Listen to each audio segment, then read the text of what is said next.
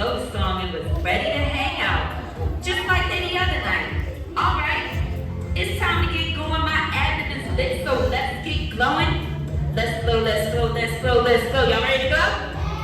Just as Paul was hitting his dance move and leaned over to have a dance off with Larry, he noticed Larry's stiff presence. Hey man, lighten up, literally. In a serious tone, Larry said, alright, I'm ready. The last time she had shined her light, she ended up in the jar. This made her nervous to shine her light again. You're going to get a handout and answer 3 questions. I want you to share and tell with me which character stood out to you the most. Each class is going to receive a copy of the Let's Grow on Firefly storybook.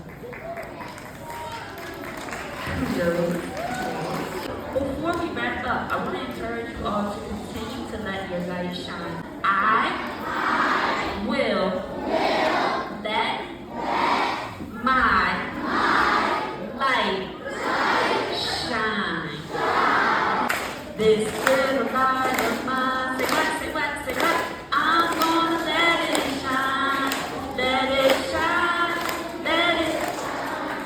let it. Outstanding, fabulous. Clap it up for yourself for being so amazing. Alright, what is yours? Can you stand up?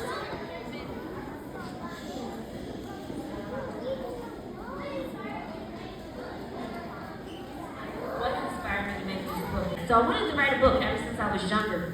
A few years ago, I was teaching at HB DuPont Middle School. You've ever heard of that school? It's in McKesson, Delaware. I was a science teacher at HB DuPont Middle School, and I had to teach about courtship behavior, which is how fireflies attract to each other. And I taught it based how the curriculum told me to teach it, and then I freestyled a story. I freestyled this story to my students, and one student said, oh my gosh, Mrs. Finney, that story was so good, you should turn it into a book. And I literally was like, okay, cool. I thought about it, and then she kept asking me week after week after week, because I told her I was starting the book. She was like, did you start the book yet? No. She's like, you should write the book, it's really good, it's really good. And so by the time she was in 8th grade, I was able to tell her I started the book. And her name is Rachel. I met up with her last year and her mother, and was able to show her and give her a copy of the book and say, Rachel, I actually finished the book and write the book. So that was my inspiration. One of my students inspired me to write the book that I just shared with you.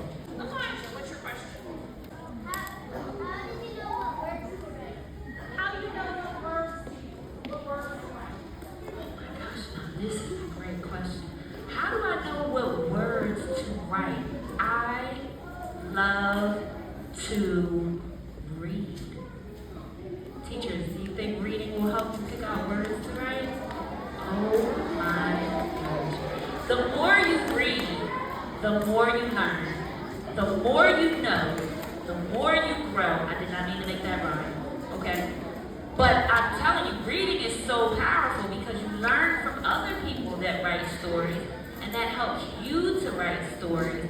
And then I also express myself. So if you talk to people and you express yourself, when you go to express yourself when you write, okay, that's also a great way to know how to write and express your words on paper. How many of you make up stories of your own and you ever write a story down? So if you have any stories, get yourself a notebook. How many of you have a notebook at home or something? Okay, if you don't have a notebook and you want one, teachers, would you be willing to help your students get notebooks? I know you would. So if you need a notebook, let your teacher know and get to writing. If you have stories you want to tell, stories you want to share with the world, do what? Write them down. If you want stories to share with the world, write them.